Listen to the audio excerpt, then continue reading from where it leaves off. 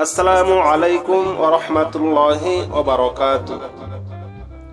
সম্মানিত আমার দ্বীনী ভাই ও বোনেরা, আমরা সকলেই বেশিরভাগ সময় সূরা ইখলাস নামাজের ভিতরে পড়ে থাকি এবং নামাজের বাহিরেও আমরা বিভিন্ন সময় পড়ে থাকি। কিন্তু সূরা ইখলাসে আমরা এমন একটি জায়গায় মনের অজান্তেই ভুল করে ফেলি, যে ভুলের কারণে আমরা চিরস্থায়ী জাহান্নামী হতে পারি। নাউজুবিল্লাহ।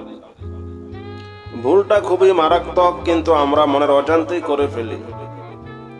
আজ আমি আপনাদেরকে দেখিয়ে দিব কোন জায়গায় কোনোভাবেই ভুল করা যাবে না, এবং ভুল করলে অর্থ কত বড় মারাত্মক ভাবে পরিবর্তন হয়ে যায় সেটা আমি আজ আপনাদেরকে দেখিয়ে দিব ইনশাআল্লাহ। আউযু বিল্লাহি মিনাশ শাইতানির রাজীম। বিসমিল্লাহির রহমানির রহিম। কুল হুয়াল্লাহু আহাদ।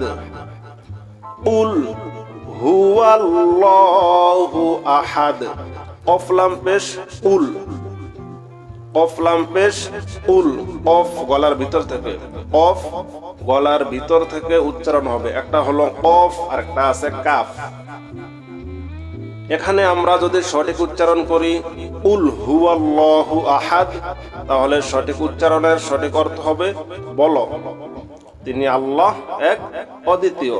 আর আমরা এখানে কুল না বলে যদি আরেকটিতে কাফ আছে গলার ভিতরে না নিয়ে যদি বলি কুল হুয়াল্লাহু আহাদ, তাহলে অর্থ মারাত্মক ভাবে পরিবর্তন হয়ে যাবে। অর্থ